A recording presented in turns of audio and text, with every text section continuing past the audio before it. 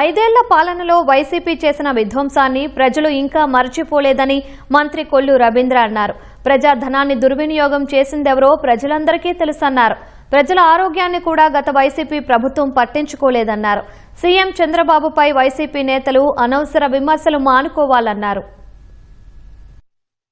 కోసి నేడు నీతులు మాట్లాడుతారు. మరి ఈ రోజున వైసీపీ నాయకులు ఉత్తర కుమార ప్రగల్భాలు పలుకుతా ఉన్నారు. రాష్ట్రాన్ని సర్వనాశనం చేసి ఈ రాష్ట్రంలో అన్ని వర్గాల్ని రోడ్డున పడేసినటువంటి వ్యక్తి జగన్మోహన్ రెడ్డి.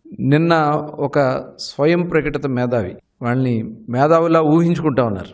ఆయన మాట్లాడుతూ అసలు చేతకానటువంటి మాటలు మాట్లాడుతూ ఉంటే నిజంగా సిగ్గేస్తుంది వాళ్ళని చూస్తూ ఉంటే. మీరు 5 ఏళ్ల పరిపాలనలో ఒక్కటి మీరు మంచి పని చేశామని చెప్పి జగన్మోహన్ రెడ్డి గారు చెప్పగలరా? అనేక మందిని పొట్టన పెట్టుకున్నారే, పీకలు కోసారే, ఇవన్నీ రాష్ట్ర ప్రజలు మర్చిపోతారనుకుంటున్నారా?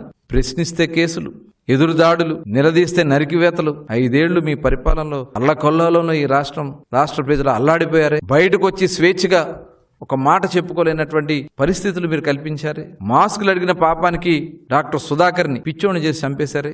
శాండ్ మాఫియా గురించి అడిగినటువంటి వ్యక్తిని ఉరి తీసేశారే. ఇవన్నీ కూడా రాష్ట్ర ప్రజలు మర్చిపోయారనుకుంటున్నారా? మీడియాని పీక నొక్కింది వాస్తవం కాదా? అడుగడుగున అరాచకాలు, అకృత్యాలు ఈ రాష్ట్రాన్ని సర్వనాశనం చేసి ఇప్పుడు నీతి కౌరులు చెప్తా ఉన్నారు. ఆస్తిలో వాటా అడిగిందని చెప్పి చెల్లిపైనే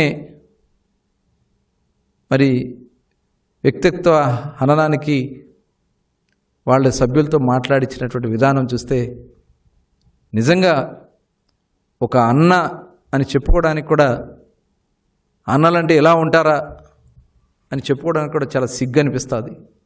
ఇవాళ అనేక రకమైనటువంటి అభివృద్ధి సంక్షేమ కార్యక్రమాలు సంస్థలు, గూగుల్ సంస్థ,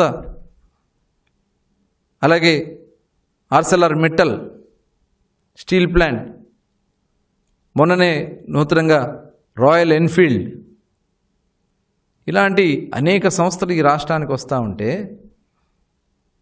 ఇవాళ కుట్రపూరితమైనటువంటి ఆలోచనలతో